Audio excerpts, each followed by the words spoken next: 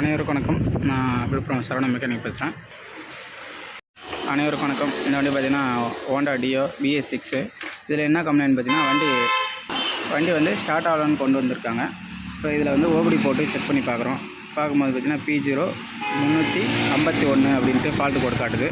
அந்த 351 ஃபால்ட்டு கோடு இப்போ நம்ம வந்து செக் பண்ணி பார்க்க போகிறோம். அது பார்த்திங்கன்னா பவர் காயில் தான் நமக்கு வந்து ஃபால்ட்டு கோடு காட்டுது. பவர் காயில் பவர் காயில் வந்து நம்ம கழட்டி செக் பண்ணி பார்க்க போகிறோம். ஆனால் இந்த வண்டியில் கரண்ட் வரல. பார்த்திங்கன்னா பவர் காயில் வந்து கழட்டியாச்சு. இப்போ கழட்டி செக் பண்ணி பார்க்கும்போது பவர் காயில் வந்து வெடிச்சிருக்கு. இப்போ இதுதான் இந்த வண்டியில் ஃபால்ட்டு. ஆனால் லைன் வந்து இதில் 12 வோல்ட்டும் இதில் வந்து ஒரு சிக்னலும் இதில் வருது. ஆனால் சிக்னல் வருது, ஆனால் தவறாக வருது.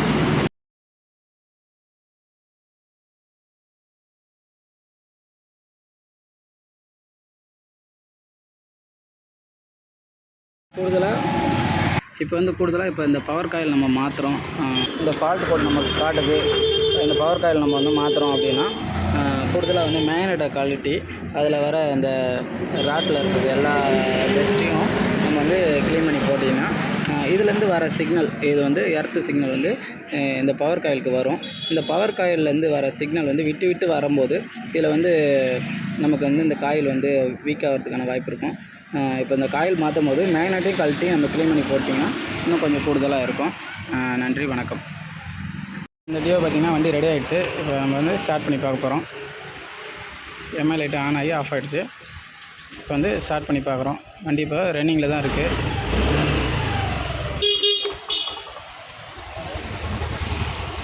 இப்போ வந்து எம்ஐ லைட்டு எதுவும் எரியலை. அதே போல் இப்போ வந்து வண்டியை ஒரு 2 கிலோமீட்டர் ஓட்டி பார்த்துட்டு வந்தாச்சு. இப்போ அந்த எம்ஐ லைட்டு சிக்னல் வந்து ஆஃப் ஆகிடுச்சு.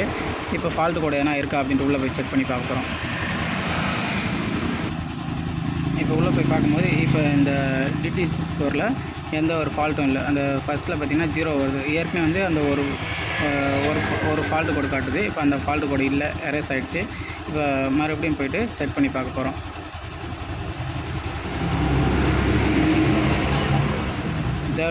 நோ வெஹிக்கிள் ஃபால்ட்டுன்னு அப்படின்னு வந்துடுச்சு. இப்போ இந்த வண்டியில் எந்த ஒரு பிரச்சனையும் இல்லை அப்படின்ட்டு வந்துடுச்சு.